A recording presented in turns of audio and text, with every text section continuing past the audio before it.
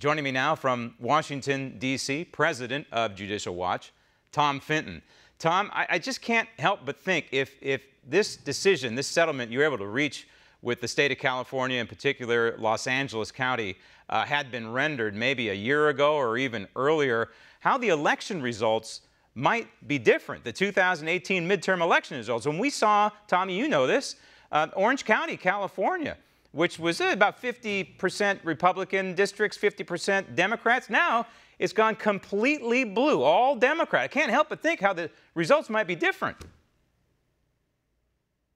We don't know how the results might have been different, but certainly when you have, as this lawsuit alleges, more people on the rolls than are eligible to vote, that's a recipe for fraud. Many of these names in Los Angeles County specifically, it was over 1.5 million names were on the rolls, but were listed as inactive, meaning they were either dead or had likely moved away.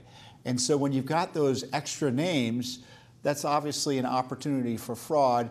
And that's why it's important that, the law requires this take place, that the states take steps reasonably to clean up the rolls. And we're grateful that we were able to settle our lawsuit on behalf of Judicial Watch and our other clients in California to get Los Angeles County to begin the process of removing these 1.5 million names. You know, 1.5 million is more than, I think, the population of 11 different states. Right. So this is a substantial number, and it's a big victory, because in Los Angeles County and California generally, they haven't been removing names from the rolls for 20 years. The problem is glaring when you look at some of the, you just mentioned some of it. I want to drill down just a little bit, but the problem is glaring in California. Los Angeles County, more voter registrations than it has citizens old enough to register. California in general.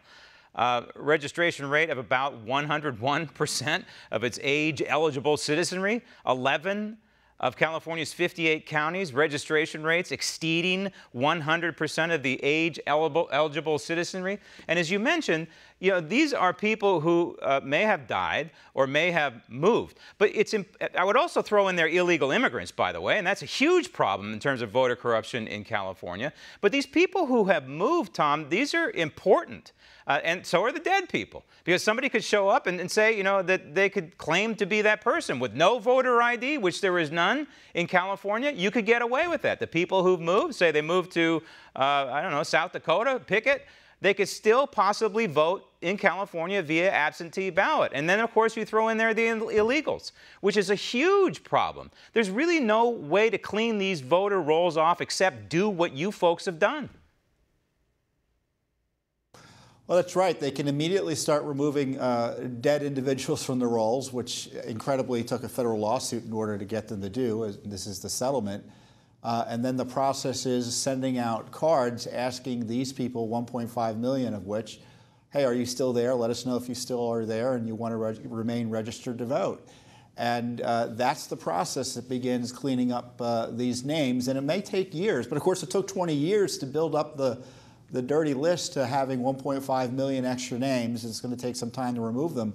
But look, when we were doing the analysis nationwide, I think it was 3.5 million names nationally were extra on the rolls. So cutting into it almost by half is a significant victory. And of course, in other places in California with similar problems, like in San Diego County, we hope that they'll follow LA County's lead to start cleaning up the rolls as well. Because, it's just kind of just basic. Who could oppose this? Yeah. We don't want people, you know, and if you're there and you're registered to vote, you want to vote, you'll be able to vote. Right. But if you've moved away or you're dead, obviously you shouldn't be on the rolls. Right. And you know, the 1.5 million number is staggering in and of itself.